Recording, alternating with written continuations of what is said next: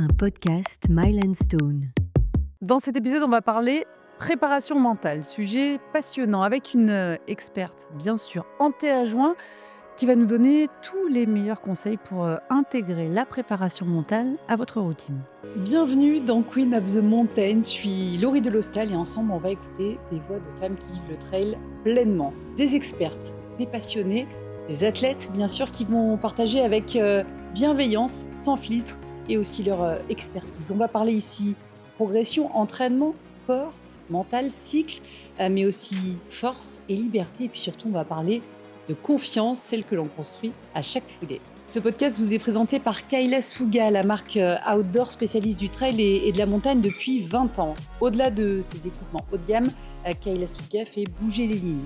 40% de femmes dans son comité de direction, plus de 60% dans ses équipes et des événements comme la série Wonder Trail qui a permis à des centaines de femmes de découvrir la course en montagne. En apportant également son soutien à des athlètes féminines venues de plus de 10 pays, de l'Espagne au Népal, Kailas Fuga inspire une nouvelle génération de traileuses à travers le monde. Pour en savoir plus, rendez-vous sur kailasfuga.com.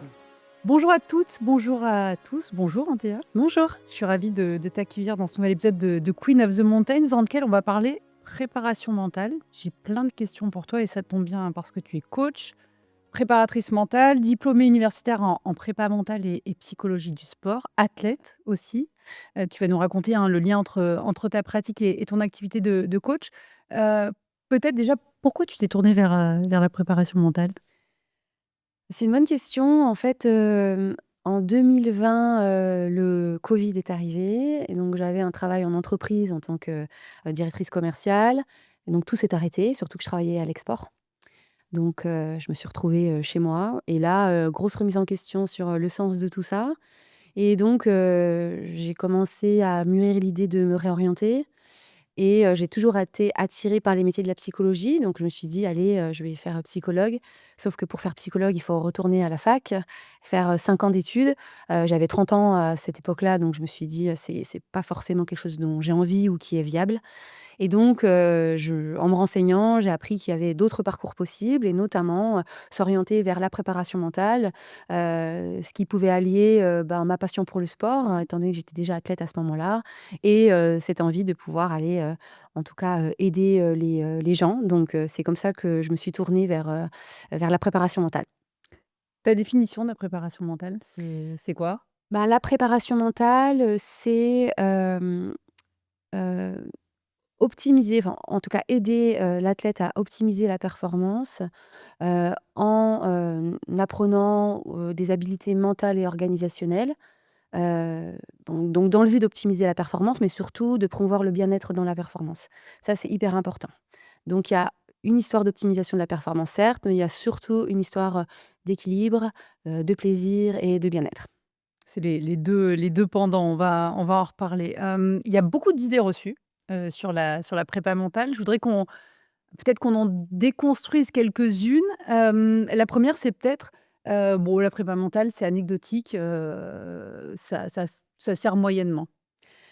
Oui, c'est vrai que c'est une idée reçue, dont je me suis beaucoup heurtée à ça, notamment en allant toquer à la porte des clubs, hein. On me disait que ça servait pas à grand chose, sauf qu'on voit énormément d'athlètes aujourd'hui qui s'entraînent énormément, surtout à l'ère, des réseaux sociaux et du boom qu'on peut voir, notamment, par exemple, dans la course à pied. Donc on se retrouve avec des athlètes qui sont pas professionnels, mais qui s'entraînent 15, 20, voire même 25 heures par semaine, hein, ce qui est stratosphérique et qui progressent pas du tout. Donc à un moment donné, le physique ne fait pas tout et donc l'aspect mental peut venir débloquer, ces genres de situations où on s'entraîne beaucoup et où ça fonctionne pas. Ou par exemple dans le cas de sport collectif, on a une équipe avec les meilleurs joueurs du monde et pour autant on ne gagne pas. Ça c'est déjà vu, hein, donc là l'aspect mental peut être important. Non, tu parles de sport collectif, on rappelle que tu es du milieu du handball, Ouais, exactement. aussi. Ça fait la suite à l'autre, finalement, anecdote, c'est, la prépa mentale, c'est que pour les élites. Là, ce que tu nous dis, c'est que non, c'est pour, tous les athlètes, finalement. Oui, parce que la préparation mentale, ça va venir, s'occuper de la tête. Donc c'est comme si on disait, bah, non, je sais pas moi, aller, chez, le dentiste, c'est que, pour, je Mmh. sais pas, Que des les maintient dents. Ouais, voilà, exactement. Donc ça a pas vraiment de sens. On Après, c'est vrai que la prépa mentale, ça a un certain coût. Donc vu que ça a un coût, souvent quand on est amateur, on va se dire: «Bah, je vais pas forcément mettre, moi mon focus là-dessus». Or, souvent, c'est pour beaucoup, ça peut être aussi une erreur parce qu'ils vont pas, ils vont le faire facilement pour, un entraîneur ou un préparateur Mmh. physique. Mais en soi, la préparation mentale, c'est pour tout le monde et moi, personnellement, je m'occupe plus d'athlètes amateurs que d'athlètes élites parce que ça concerne beaucoup plus de monde. Est-ce que certains athlètes élites se passent encore aujourd'hui de préparation mentale? Oui, il y en a qui s'en passent et qui le disent, hein. Par exemple, Martin Fourcade, il a toujours dit qu'il avait pas de préparateur, mental parce qu'il en avait jamais ressenti le besoin. Donc ça existe. Après, c'est quand même quelque chose qui se démocratise de plus en plus. On voit beaucoup d'athlètes, en course à pied et ailleurs, qui, disent qu'ils ont un préparateur mental, ce qui permet de casser un petit peu des barrières. Mais ça existe encore. Après, la préparation mentale, ça ne doit pas forcément être systématique, hein. Si la personne n'en ressent absolument pas le besoin et si elle a déjà, elle, trouvé les clés Mmh. et les bonnes routines, les bons schémas mentaux, alors, il y a pas de raison à, forcément aller, rajouter quelque chose. Hem, Par contre, si on en ressent le besoin, alors faut absolument pas hésiter. A priori, on a toujours envie de progresser, donc ça peut aider. Est-ce que ça a encore un petit côté, par certains aspects tabou, la prépa mentale? Est-ce que tu sens, quand tu dis que tu fais de la prépa mentale, encore qu'il y a des petites résistances? Oui, parce que c'est associé à la psychologie. Mmh. Donc voilà, il y a toujours un petit peu cette peur du psy, parce que si on va voir un psy ou un préparateur mental, c'est parce que quelque chose ne va pas, parce qu'on a un problème. Il y a toujours un petit peu ce stéréotype-là, qui est complètement faux. D'ailleurs, la prépa mentale, c'est pas fait quand on a un problème, hein, Mmh. c'est fait pour optimiser la performance. Donc on optimise la performance aussi quand tout va bien. Donc moi, j'ai déjà eu des athlètes où tout allait très bien, mais ils venaient quand même me voir pour pouvoir aller optimiser le moindre détail et pouvoir faire face à toutes les éventualités, à toutes les situations lors de leur compétition. Oui, c'est pas utile que en cas de difficulté. C'est pas quand on a des difficultés qu'on commence à se tourner vers la prépa mentale. Exactement, la préparation mentale, enfin les préparateurs mentaux ne sont pas des pompiers, donc il est préférable de faire de la préparation mentale quand tout va bien plutôt que quand tout va mal, hein. Après, ça peut être le déclencheur. Une course qui s'est mal passée, un un mal-être, dans sa pratique qui peut amener à se dire: «OK, j'ai besoin d'aide», donc pourquoi pas, être le déclencheur, mais c'est pas nécessaire d'en arriver là, quoi. Une autre idée reçue, peut-être, tu disais les prépas mentaux, c'est pas des pompiers, c'est pas des gourous, Non, non plus? c'est hyper important, c'est pas des gourous. Aujourd'hui, le problème, c'est que la profession, elle est pas vraiment réglementée, hein, c'est pas comme les, psychologues. Hem, donc tout le monde, peut, dire: «Je suis préparateur, mental». Tu pourrais très bien dire: «Je suis préparatrice mentale». En fait, il y a pas de règle autour de ça. Mmh. Heu donc il est important quand même quand on va voir un préparateur mental de se tourner vers quelqu'un qui, quand même a suivi un cursus qui lui, permet d'avoir surtout une méthode qui est structurée, qui est rigoureuse.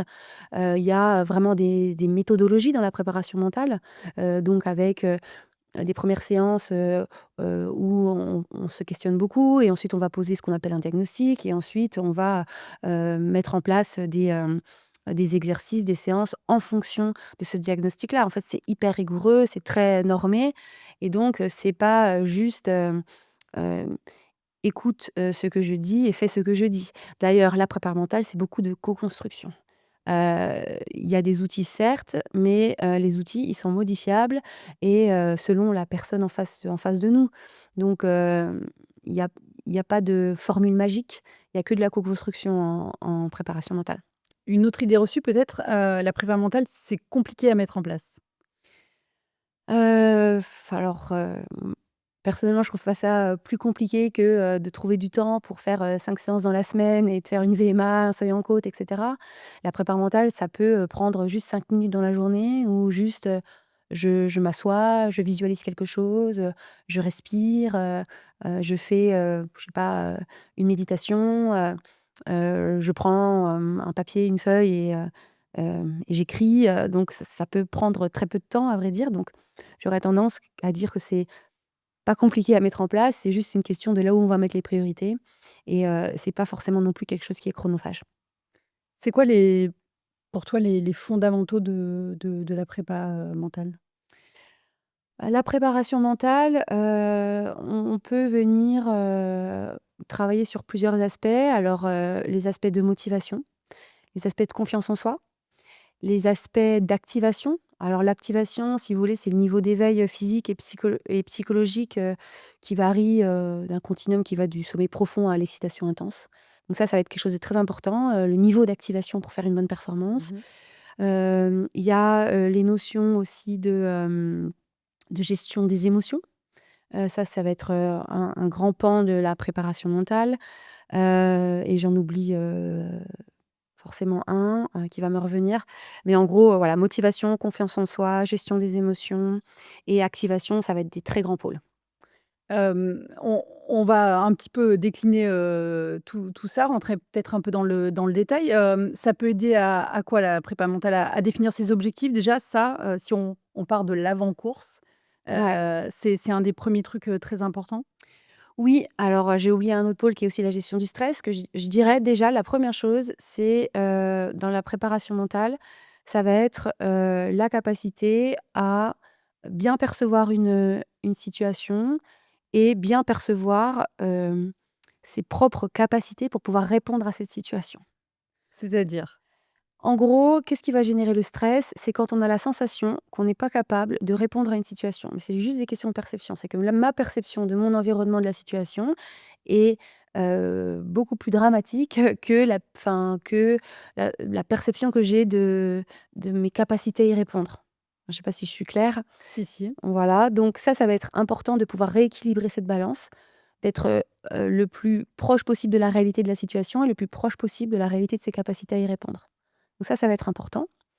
Après, en effet, le pan de la fixation d'objectifs, elle est hyper importante parce qu'il y a moi je vois 2 grands cas de figure, hein.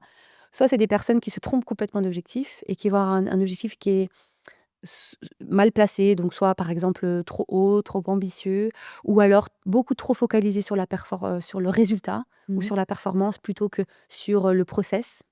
Donc ça c'est assez classique.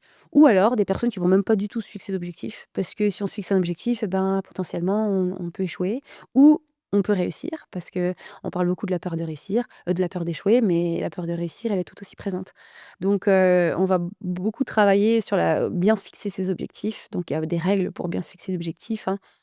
Il faut qu'il soit réaliste, il faut qu'il soit, timé dans le temps, il faut qu'il soit, précisément défini et il faut qu'il soit, orienté sur l'action, donc sur le process et donc ça, on y passe, oui, en effet, beaucoup de temps, si, c'est la problématique, principale de la personne. Hem, sur les spécificités, de la préparation mentale, pour les hommes et les femmes, dans le trail, j'en parle maintenant parce que, cette histoire d'objectif, elle est assez, normée finalement entre les hommes et les femmes, hein, dans le trail. C'est quelque chose que tu observes? Oui, en fait, alors après, il y a pas de généralité, mais quand même, ce que on peut enfin, en tout cas, ce que j'ai pu observer, c'est que, les hommes ont plus facilement la capacité de se fixer des objectifs, justement et des objectifs ambitieux et très rapidement timés dans le temps. C'est-à-dire, par exemple, si on prend l'exemple de la course à pied, j'ai plus facilement un homme qui va me dire, heu: «Je souhaite faire un ultra, je me suis inscrit à un ultra dans 6 mois», alors que la personne n'avait encore jamais couru. Ça, c'est quelque chose qu'on voit beaucoup moins chez les femmes, qui elles vont prendre beaucoup plus le temps et vont d'abord s'inscrire à un 10 kilomètres, un 25 et un 30 avant de monter sur des longues distances. Donc ça, c'est sûr que c'est assez normé par rapport à ça et les femmes vont avoir tendance à se fixer des objectifs quand même un petit peu moins ambitieux, en tout cas beaucoup plus réalistes par rapport à la perception qu'elles ont de leurs propres capacités. Mais souvent une femme, a tendance à à sous-estimer ses capacités quand un homme aura un petit peu plus tendance à les, à les surestimer. Après, encore une fois, pas de généralité, mais c'est quand Oui. même quelque chose qui est visible. Mais ça se vérifie dans les chiffres parce qu'il y a plus d'abandon, chez les hommes, ça peut être une des explications, hein. Ah oui, c'est clairement une des explications. C'est parce qu'il y a moins de il y a moins de préparation parce qu'ils se posent beaucoup moins de questions, en fait. Donc et ils y vont en se disant: «Ben, si un tel peut le faire, il y a pas de raison que je puisse pas le faire». Alors que, nous les femmes, on va avoir tendance à se dire: Ben, si j'ai jamais vu, quelqu'un le faire, je suis pas sûre que moi je peux le faire. Et étant donné qu'on n'a pas non plus 150 000 exemples féminins dans le sport, ben, c'est un petit peu plus difficile d'aller justement, briser ces plafonds de verre. Alors que les hommes, ils ont énormément d'exemples et ça, ce de manière historique. Donc heu, donc c'est plus facile pour eux. Ça se travaille ça? C'est des choses à débloquer dans la tête chez les Ouais, femmes? ça se travaille justement par la fixation d'objectifs, ça se travaille par, tous les exercices de confiance en soi pour, justement avoir une meilleure perception de ses ressources. Les femmes ont encore tendance à avoir une perception assez erronée de leurs propres ressources sur, des choses comme le travail, comme le sport, mais pas du tout, par exemple, sur des choses comme, la maternité. On se rend compte que les femmes ont, de manière très innée, la certitude, pour beaucoup, qu'elles sauront faire, alors qu'on ne le voit pas forcément chez les hommes. Donc ça va dépendre de quelle sphère de la vie on parle, quoi, hein. Comment ça se travaille la confiance en soi? Mais il y a plein de choses qu'on peut mettre en place. On peut le travailler, par exemple, via l'imagerie mentale. L'imagerie mentale, c'est un super outil. C'est, vraiment, la capacité à imaginer dans sa tête, des situations, des actions plutôt réussies, justement, Mmh. pour pouvoir, justement, ancrer des schémas positifs. Le cerveau fait pas la différence entre, une action qu'il a imaginée et une action qu'il a réellement fait. En fait, c'est les mêmes zones du cerveau qui sont activées. C'est ce qu'on appelle, l'équivalence neurofonctionnelle. Donc en fait, le fait, par exemple, d'imaginer, des situations, hem, réussies, ça permet d'augmenter la confiance en soi, par exemple. Le discours interne est un super, aussi outil pour augmenter la confiance en soi. Le discours interne, c'est, toutes les choses que l'on va se dire à soi-même, et ça, c'est des choses qui se travaillent. Donc ça s'improvise pas forcément. Donc travailler un discours, interne, de confiance, ça peut aider à, développer, de manière systémique la confiance, quoi. Sachant que le discours interne, heu, il se focalise sur ce qu'on appelle les 4 C. Donc ça peut être un discours interne de calme, de combativité, de concentration ou de confiance, et c'est celui-là qu'on travaille le plus, souvent, notamment chez les femmes, hein, qui ont un discours, interne de confiance qui parfois un petit peu rude, quoi. Mmh. Et c'est quoi? On essaye de trouver l'équilibre entre ces 4 C? Bah, ça va dépendre de son besoin. Donc, si en face de moi, j'ai quelqu'un qui, a un discours interne qui est très tourné vers, ouais, je sais pas moi, je vais tout casser, bah, je vais les détruire, et cetera. Là, il y a pas de souci, il a un discours interne de combativité, donc on va pas venir en rajouter. Mais si il se dit ça et à côté il va se dire, «Ah mince, je me suis fait doubler, je suis nul, je m'entraîne pas assez, c'est la catastrophe». Bon ben, là on va venir, travailler le discours interne de confiance, parce qu'il y a forcément des lacunes, quoi. Donc ça va vraiment dépendre de la personne. On peut commencer, tout seul à réfléchir à ces 4 C là et à se dire: «Comment je gère, dans ma tête, tout ça?» Ah oui, ben, c'est un très bon exercice, très facile à mettre en place. C'est déjà de prendre conscience des pensées qui nous traversent, les plus fréquentes. Et la plupart du temps, quand je demande cette question, les pensées les plus fréquentes sont négatives. La plupart des gens, si ça n'a pas été travaillé, par exemple dans une course, les pensées les plus fréquentes, ça va être, heu, je sais pas, «J'ai mal aux jambes, je veux pas tomber, je me suis fait doubler, ça va pas, je me suis pas entraînée, je suis nulle, qu'est-ce qu'on va penser de moi?» La plupart du temps, c'est ça. Donc déjà, c'est prendre conscience de ça et de se dire: «Qu'est-ce que j'ai envie de moi de mettre à la place?» C'est-à-dire quelle va être ma rébellion intérieure, quoi. Si quelqu'un me dit: «Je suis nulle», qu'est-ce que j'ai envie de lui répondre? Donc c'est, ben, je me suis bien entraînée, j'ai confiance dans mon corps, c'est un passage à vide, mais j'ai la certitude que ça peut revenir, j'ai confiance en moi, je suis fière de ce que je fais coûte que coûte, et ça se travaille. C'est pas des choses qui tombent du ciel, hein, quand on est dans une tempête émotionnelle. Si on n'a pas créé ces automatismes, on a peu de chances quand même que ça arrive naturellement. Ce que je me dis, c'est que donc ça se travaille en amont, mais on n'est pas dans les conditions d'une course. Donc comment on fait pour, se mettre, mentalement dans les Bah, conditions d'une c'est course? exactement comme les automatismes qu'on travaille, quand on fait un entraînement physique. Quand on s'entraîne, on n'est pas dans les conditions d'une course. Mmh. Par contre, si vous allez répéter 100 fois le même geste, vous pouvez être sûr qu'en compétition, vous allez pouvoir le répéter, ce geste. Donc c'est juste une question d'automatisme. Le discours interne aussi permet de créer, des traces dans le cerveau, hein, des chemins neuronaux. Donc plus, on va les travailler, plus le cerveau, il va avoir le choix. Le discours interne, c'est pas, pour se convaincre de quelque chose, hein. C'est pas pour se dire: «Ah, je suis trop fort», et convaincre le cerveau. C'est pas du tout ça, c'est juste pour lui mettre le doute. C'est juste ça qu'on veut faire avec un discours interne. Si le cerveau n'a pas la capacité à avoir un doute sur quelque chose, il va forcément prendre la voie qu'il connaît. Un exemple très concret, si toute sa vie on s'est dit, je sais pas moi, Je dis n'importe quoi, je mérite pas d'être aimé, je mérite pas d'être aimé, je mérite pas d'être aimé. On a créé une trace dans son cerveau. Donc on peut être sûr que si, on a 10 personnes en face de nous, on va aller vers la personne qui va nous faire, qui va faire exactement ça, qui va pas nous respecter et on va se dire: «Ah, je mérite pas d'être aimé». Si au contraire, on a travaillé quelque chose qui dit: «En fait, je vaux quand même le coup, je mérite, je sais pas, je ouais, je mérite qu'on s'intéresse à moi». Ben, quand on aura 10 personnes en face de nous, ben, peut-être qu'on aura le doute. On se dira: «Ah, mais en fait, ben, peut-être quand même que je mérite ça et donc peut-être que je vais regarder ailleurs». Voilà, si je prends un exemple de la vie courante.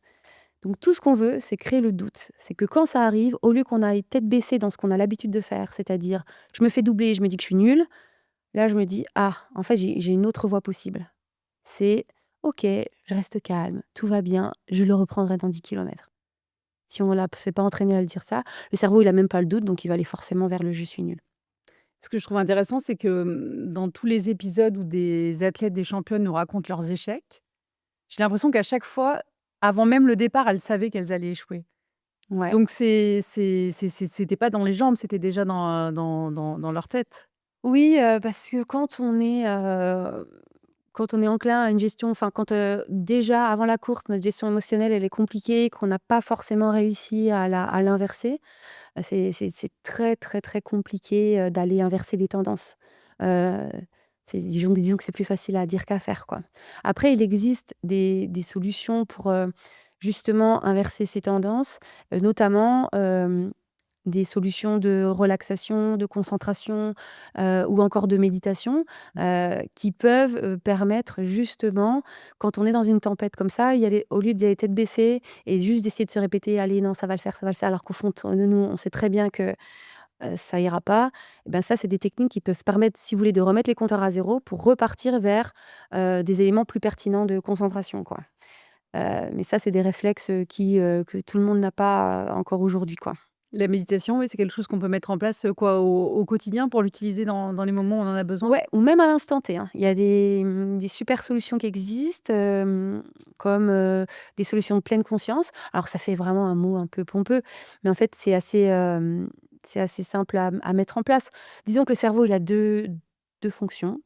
Une fonction où on émet, donc on émet constamment et quand, par exemple, on est sur le départ d'une course et qu'on se met à émettre beaucoup et qu'on a ces intuitions qui disent: «Oh là là, mais en fait, je sais pas, je vais pas y arriver» et cetera. Si on émet ça et cetera, enfin, toutes ces choses, on aura beau émettre d'autres choses qui disent: «Mais non, ça va aller», en fait, c'est le brouhaha, ça va pas Mmh. fonctionner. Ouais, on imagine très bien cette tempête émotionnelle là, Exactement, donc c'est difficile d'avoir un contrepoids. Donc pour stopper ça, il faut utiliser la deuxième fonction du cerveau qui est la réceptivité. Donc pour couper l'émission, il faut savoir recevoir et pour recevoir, on peut utiliser ces 5 sens.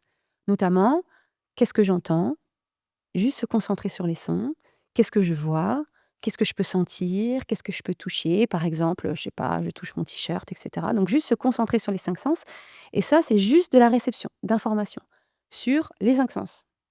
Une fois qu'on a fait ça, on fait ça 2 3 minutes sur la ligne de départ, bah, ça permet de stopper l'émissivité, de repartir, si vous voulez, du bon pied et se dire: «OK, c'était quoi mon objectif pour cette course? C'était quoi les éléments sur lesquels je souhaitais me concentrer? Peut-être que cette course-là, en fait, je voulais juste prendre du plaisir et je voulais me concentrer sur, je dis n'importe quoi, accélérer en descente» et donc ça permet d'être beaucoup plus sereine, quand on prend cette ligne de départ. Donc ça, c'est des techniques méditatives, hein, de pleine mmh. conscience via les 5 sens, hyper facile à mettre en place et à un instant T et ça prend, 5 minutes, hein. Comment on apprend à gérer les imprévus? Ben, déjà, on peut, essayer de les lister en amont sur toutes les choses Mmh. qui peuvent potentiellement arriver et donc de les avoir imaginées en amont et d'avoir fait, par exemple, une imagerie, mentale de correction en amont sur, OK, si, je sais pas moi, si un imprévu, si je casse mes bâtons, par exemple, en Mmh. trail, un imprévu, commun et ben, j'ai déjà, moi, anticipé sur qu'est-ce que j'allais me dire, qu'est-ce que j'allais faire et c'est pas seulement ce que je vais faire d'ailleurs, c'est aussi ce que je vais penser, l'état mental dans lequel je souhaite être quand ça arrive. Donc il peut y avoir de la préparation en amont. Après, des imprévus, il peut y en avoir, tellement qu'on sait pas Difficile de tous les toujours lister. de tous les lister et ben, par exemple, on peut se créer, ce qu'on appelle des boucliers de confiance. Ça, c'est un exercice qui est, assez, on va dire populaire et commun en préparation mentale. C'est, un bouclier de confiance, ça peut être une association, je sais pas, d'une image, d'une chanson, d'un son, d'une citation. Quelque chose qu'on aime bien, Ouais, auquel on se raccroche, c'est ça? ouais, je vais vous donner un exemple, personnel. Par exemple, moi, j'ai un bouclier mental qui est toujours le même, que j'ai travaillé, où j'associe, beaucoup de choses. Donc, par exemple, j'associe un personnage, c'est le personnage de Mulan, parce que je l'adore depuis que je suis OK. toute petite. J'ai toujours Oui, été c'est un chouette fascinée. personnage. Ouais, j'ai toujours été fascinée. Quand elle part à la guerre à la place de son père, elle se coupe les cheveux, elle va dans un milieu d'hommes, elle a peur de rien. Donc ça, c'est mon personnage, de ce bouclier mental. J'ai une phrase qui est associée à ça qui est: «De toute façon, tu es exactement là où tu souhaites être».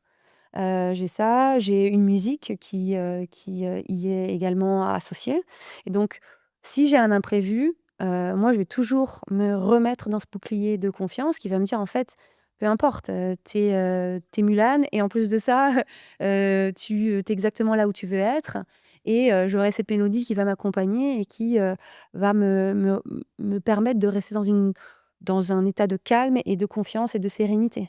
Donc ça, c'est pareil, c'est des choses qui peuvent se travailler en amont. J'aime beaucoup cette idée de bouclier de confiance et je suis en train de chercher quel personnage je suis, mais j'ai pas trouvé Ouais, encore. mais ça peut être un personnage, ça peut être une image, ça peut être un film, ça peut être tellement de choses en fait, tout ce qui peut être associé et qui à toi et qui va te rappeler, bah, justement tes ressources en fait, hein, aussi, hein. Donc ça peut être aussi une liste de tes qualités quoi, hein. Dans tu peux mettre ça dans ton bouclier, hein, comme, il y a la devise, de la France, liberté, égalité, fraternité, tu peux te faire à ta devise à toi en Mmh. fait, hein. Tu peux te dire, je sais pas, je dis n'importe quoi, force, je sais pas, courage, résilience, si ça te correspond, tu te dis: «En fait, peu importe l'imprévu, j'ai ces 3 qualités-là et elles sont intrinsèques à moi, il y a personne qui peut me les enlever et c'est pas un bâton cassé, c'est pas un oubli, de je sais pas, de ma gourde au ravito qui va, faire que ça n'existe plus parce que c'est quelque chose qui est profondément en moi donc voilà, ça pourra pas disparaître. Tu parlais de ton bouclier de confiance, à toi. Quel lien tu fais entre ta pratique et ton travail de coach? Tu as beaucoup appris, grâce à toi-même? Ouais, bah, en fait, c'est quelque chose que je mettais déjà beaucoup en place avant même d'être préparatrice Mmh. mentale. J'avais déjà énormément de réflexes et donc c'est pour ça que aussi je me suis tournée vers la préparation mentale parce que je voulais déjà comprendre si ces réflexes, ben, déjà c'était les bons et si en plus de ça, ils étaient, transposables à d'autres, ce qui est le cas. Mais je fais un lien constant, ça m'aide vraiment, alors ça m'aide dans ma pratique sportive, mais ça m'aide aussi au quotidien parce que la préparation mentale, elle est souvent associée au sport, mais en fait, au fond, elle peut l'être pour son travail, pour, sa vie de tous les jours, pour gérer, je sais pas, des conflits, familiaux. En fait, toutes les situations où on peut être mis sous stress, où on peut, avoir des tempêtes émotionnelles, où on peut avoir, des baisses de motivation, en fait, tout est applicable. Donc je dirais que j'utilise presque plus la préparation mentale dans les autres pans de ma vie Mmh. que dans le sport, mais c'est vrai que je l'utilise, énormément au quotidien. Dans le sport, tu as connu, de la blessure qui t'a empêché de faire du trail pendant quelque temps. Qu'est-ce que ça t'a apporté aussi cette expérience, comment tu l'as vécue? Oui, donc c'est vrai que j'ai connu une très grave blessure en 2024 où je me suis fait opérer de la cheville, ce qui m'a éloignée, pendant presque un an quand même, du trail, en tout cas de la course à pied. Bon après, souvent les cordonniers sont les moins bien chaussés, donc au début c'était dur et je me suis rendu compte que j'avais un peu plus de peur que ce que je pensais. Donc notamment, j'avais énormément peur de jamais pouvoir revenir au niveau que Mmh. j'étais et la préparation mentale m'a aidée, justement pour, recalibrer mes éléments de comparaison. Parce que souvent, on a tendance à se comparer aux mauvaises choses. Ça, c'est et encore pire à l'ère des réseaux sociaux aujourd'hui. On va se comparer soit aux mauvais référentiels, c'est-à-dire, je me compare à un athlète de haut niveau alors que je ne le suis pas. Ça, c'est beaucoup plus fréquent qu'on ne le croit. Ouais. J'en croise beaucoup. Soit on va se comparer à une version de soi qu'on n'est plus. Je me compare à moi d'il y a, 4 ans, quand j'étais en pleine santé, quand je faisais que ça de ma vie, et ça peut plus coller parce qu'aujourd'hui, je me suis fait opérer de la cheville, je sais pas, je travaille un plein temps, j'ai un enfant, donc c'est plus pareil. Donc ça m'a appris à recalibrer mes éléments de comparaison, à me comparer à ce qui était comparable. Donc ça, c'était, important et puis, ça m'a appris aussi à prendre, énormément de recul. On a tendance aujourd'hui à placer le sport quand même comme quelque chose presque de primordial dans la vie, alors qu'en fait, c'est une seule des sphères de la vie. En fait, on a la sphère, professionnelle, la sphère personnelle et on a la sphère sportive. Donc moi, ça m'a juste permis de réagrandir mes autres sphères et d'en prendre plus soin que ce que j'en prenais avant et de revenir avec quelque chose de beaucoup plus équilibré aujourd'hui. C'est intéressant ce que tu disais sur la comparaison. La préparation mentale, ce travail dont tu parles, c'est se concentrer sur soi. C'est compliqué aujourd'hui avec les réseaux sociaux, tu le sens? C'est super compliqué. Se concentrer sur soi, sachant qu'il y a tout le monde enfin, il y a au moins une personne quelque part dans le monde qui est pas dans la même phase que toi. Parce qu'on peut pas être toujours dans une phase haute. Donc on va avoir des phases d'entraînement intensif, des phases de compétition, puis on va avoir des phases basses, des phases de récupération, physique ou mentale, hein. Quand on est dans ces phases basses, on peut être sûr qu'il y a quelqu'un qui va être dans une phase haute et on va le voir. Parce qu'on voit tout aujourd'hui. On voit tout via Instagram, via Strava et on va se dire: «Ah là là, je sais pas, cette personne, elle a fait 30 bornes aujourd'hui alors que moi j'ai rien fait». Bah oui, mais c'est normal, c'est parce que on est dans une phase, enfin, dans une de récupération. Donc c'est très compliqué. Donc le premier réflexe, c'est de toujours se dire: «OK, mais dans quelle phase je suis? Quelle est mon envie actuelle?» aussi, parce que on n'écoute plus vraiment son envie aujourd'hui et on devient un petit peu esclave de ses libertés. Ça peut paraître, contre-intuitif, mais il y a des gens qui me disent, «Moi, je vais courir parce que ça me fait me sentir libre» et puis en fait, ils sont complètement esclaves du fait d'aller courir Mmh. et au fond d'eux, ils ont pas envie. Ils ont pas envie, vendredi à 19h d'y aller parce que ce qu'ils aimeraient plutôt, c'est, je sais pas, de pouvoir faire leur repas en famille, mais il faut le faire, il faut le faire, il faut le faire. Donc se reconnecter à ses envies, c'est hyper important pour éviter la comparaison et être complètement en phase, avec ce qu'on a envie et ce qu'on veut faire. Ça permet, déjà d'être, un petit peu plus serein, quoi. La question de base, c'est ça, c'est pourquoi je cours finalement, Ouais, déjà? c'est le sens, c'est pourquoi je cours et surtout, qu'est-ce que j'ai envie de faire à l'instant T. Un exemple, très précis, heu je sais pas, si vous voulez, faire un marathon et que vous avez déjà fait un marathon avant et que vous avez déjà couru, je sais pas, en moins de 3 heures, c'est pas parce que vous avez déjà fait ça que votre envie, elle est la même aujourd'hui parce que l'envie, la motivation, elle évolue avec le temps. On n'a plus les mêmes envies et les mêmes motivations à 20 ans qu'on peut l'avoir à 35 ans. Si on reste figé dans une envie et dans une motivation, et ben, ça peut nous amener à, se dire: «OK, il faut absolument que je fasse, moins de 3 heures» et donc à aller s'entraîner alors qu'en fait, on n'a pas au fond la bonne motivation, la bonne envie et donc ça peut amener une prépa chaotique et donc un résultat qui sera pas forcément le bon. Alors que si on se dit: «Ah ouais, j'ai profondément envie de faire un marathon. Par contre, j'ai plus envie de me mettre les mêmes contraintes d'entraînement, parce que j'ai plus envie de faire 5 séances semaine, mais j'ai plutôt envie d'en faire 3. Donc je suis complètement OK à faire, 3h15 et je trouve du sens dans ce 3h15 beaucoup Mmh. plus que si j'essaie d'en faire 2h50 par exemple.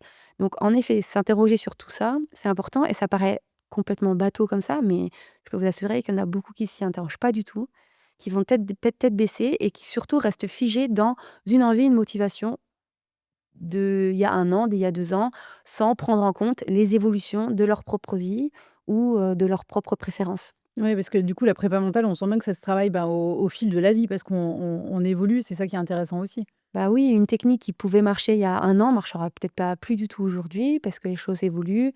Les motivations, comme je l'ai dit, d'1 an peuvent être différentes aujourd'hui.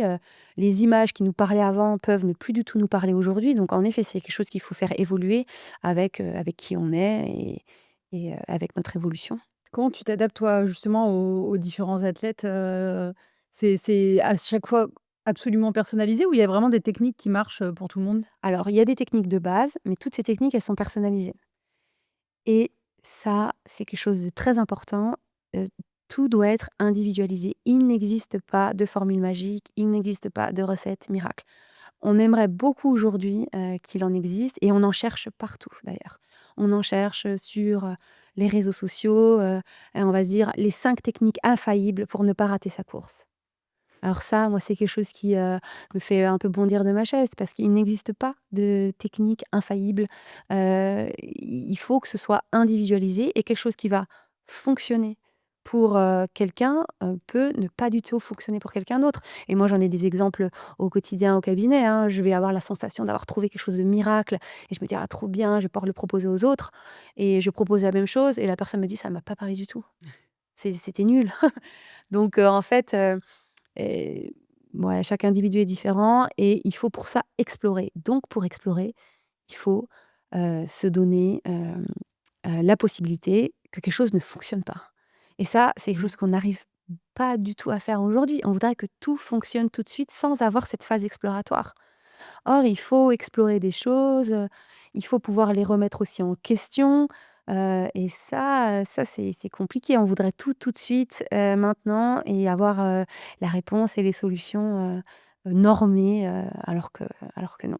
C'est marrant que tu dis ça parce que pour préparer cet épisode, j'ai tapé, sur internet, prépa mentale trail et effectivement, on m'a proposé plein de solutions en 5 points qui avaient l'air, Fantastique. Exactement. et c'était vraiment que ça pendant des pages et des pages. Sur la tu parles de spécificité, de s'adapter. Est-ce qu'il y a une prépa mentale spécifique, aux femmes?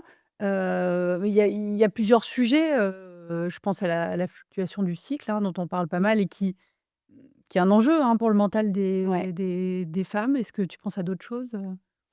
Bah, je dirais que sur les femmes, alors il y a le cycle, forcément puisque, ben, il peut y avoir un syndrome prémenstruel, il peut y avoir, beaucoup de fluctuations, on va dire, d'humeur pendant le cycle et donc il faut faire attention à ça parce qu'aller, je sais pas, mettre une séance d'intensité quand on est, par exemple, en SPM, ça peut être très compliqué pour certaines ou pour d'autres, justement, ça peut être, leur soupape. Enfin voilà, il faut quand même, bien comprendre ça et avoir, identifié les irritants, ce qu'on n'aime pas et les choses qu'on aime bien. Et là aussi, on revient à la phase d'observation dont tu parlais. Il faut, se laisser un peu le temps de s'observer et de se comprendre, non? Ah bah, complètement. C'est qu'est-ce qui se passe? Ce qui se passe est normal aussi sur les femmes, heu et pas se dire: «Oh là là, c'est la catastrophe, j'ai un problème». Vraiment se dire: «OK, c'est normal Je suis au bout du rôle parce que je suis en parce SPM. que je suis en SPM». Mais ça, c'est alors même si maintenant on en parle plus, mais moi quand j'avais 20 ans, je me souviens être allée voir un médecin parce que j'avais un SPM très fort avec c'était catastrophique avec des idées noires, je remettais toute ma vie en question et j'en souffrais beaucoup. Donc je lui dis: «Je pense que j'ai un problème». Il me dit: Oui, vous avez un problème et ça sera encore pire quand vous serez enceinte». C'était Ah, il était lunaire. charmant ce garçon, Charmant, ouais. vraiment très formé. Donc aujourd'hui, étant donné que j'ai, plus de connaissances, je me dis: «Bah, c'est normal» et pendant cette période-là, je ne prends aucune décision sur ma vie. Non, je ne vais pas rompre avec mon compagnon. Non, je ne vais pas changer de métier. Et oui, je vais aller dormir parce que ça me fait du bien. Oui, je vais aller, je sais pas, faire un footing très lent parce que ça me fait du bien et oui, je vais regarder Friends parce que c'est ce qui me fait du bien, parce que c'est ma série préférée. Mais ça, c'est parce que je l'ai identifié et surtout, j'ai mis des pancartes aussi, dans mon environnement qui disent, je j'agis comme ça et je suis comme ça parce que je suis dans cette situation-là. Donc pancarte en disant, «Sois patient, soyez patient avec moi, ça va revenir». Et ça, on le fait par, cette phase d'observation et d'analyse sur ce qui est en train de se passer.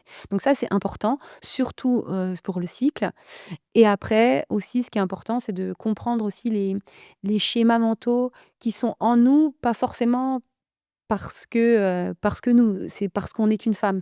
Il y a des schémas mentaux qu'on hérite, en fait, de manière historique, On porte en nous, qu'on porte en nous, comme quoi?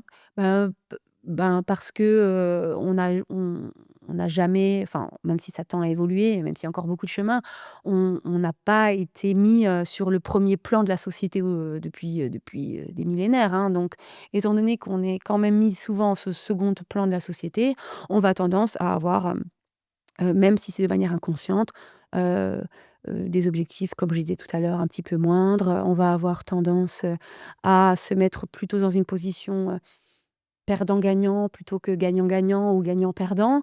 On va avoir des schémas, qui nous dépassent un petit peu et de se dire: «En fait, c'est pas forcément une réalité et si j'ai envie d'aller à l'encontre de ces schémas traditionnels, je le peux. Si j'ai pas envie, aucun Mmh. souci, hein, mais si j'ai envie, c'est possible» et ça, c'est aussi par, s'interroger, parce que souvent c'est inconscient.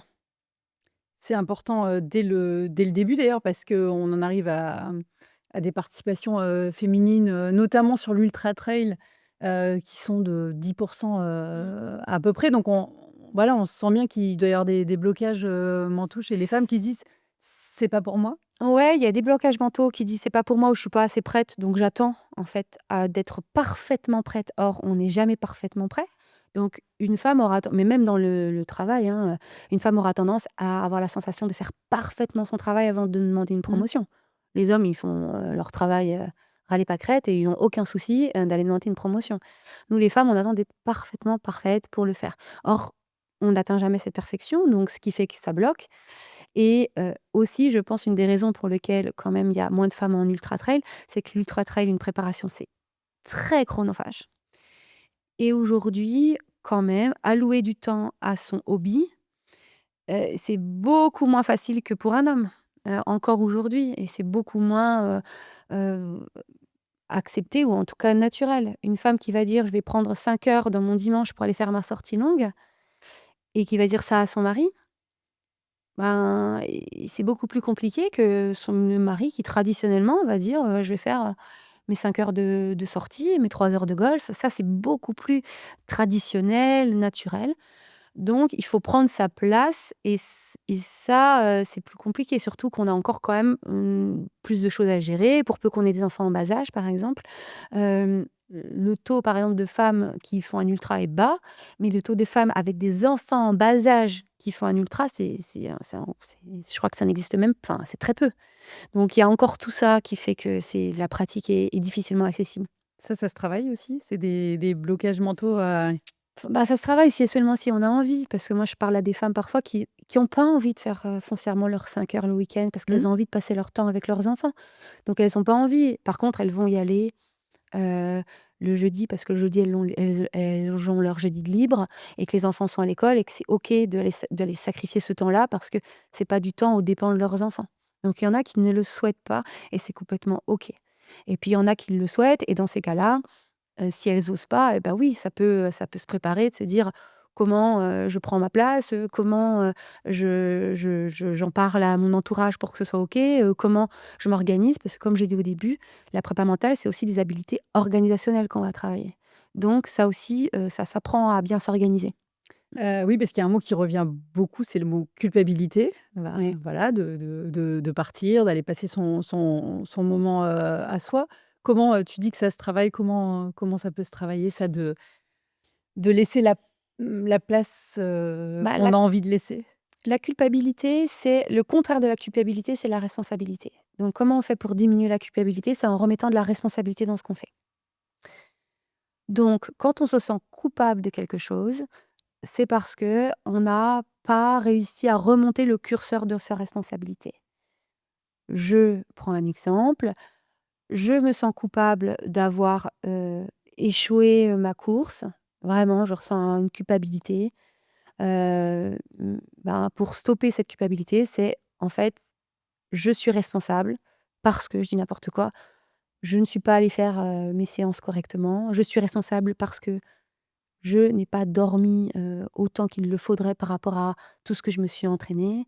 Je suis responsable parce qu'à un moment donné, j'ai abandonné dans ma tête et donc j'ai remis mon curseur de responsabilité au bon endroit. Donc ma culpabilité, forcément, elle va diminuer et donc dans ce cas d'une femme, c'est de se dire, en fait: «OK, je ressens de la culpabilité, mais je remets ma responsabilité. Je suis responsable parce que je voulais profondément faire cette course et donc je suis responsable du fait que mon enfant, bah, il est resté peut-être 4 heures, tout seul ou seulement avec son père et donc je suis responsable que potentiellement il l'a mal vécu et que potentiellement à 15 ans, bah, il faudra peut-être, qu'il aille voir le psy et je suis responsable de ça et c'est OK. Donc remettre de la responsabilité permet de redescendre la culpabilité. Ouais, c'est un bon tips. Justement, en termes de tips, on a parlé de moi, j'ai retenu le bouclier de confiance, les Ouais. les les les 4 C. Est-ce que tu as d'autres petites choses comme ça qu'on Ouais, peut mettre en place? l'imagerie mentale, c'est un super Mmh. outil, qu'on peut faire au quotidien, mais pour plein de choses. Un outil d'imagerie mentale qui est, classique et qui est hyper intéressant, c'est le lieu refuge. Donc le lieu refuge, c'est une image mentale qui peut être soit un souvenir, qui a existé, soit quelque chose de complètement imaginaire, mais qui nous fait du bien.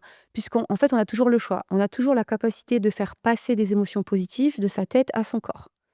Typiquement, si je te dis, imagine, je sais pas, une image, d'un petit chat ou d'un bébé qui rigole, bah, forcément tu vas sourire. D'ailleurs, tu souris. Si je te dis: «Bah, pense à un être cher qui n'est plus là», ben, peut-être que tu vas avoir les larmes aux yeux. Mmh. En fait, il est toujours possible de déclencher une émotion positive ou négative via une image qu'on se fait dans la tête.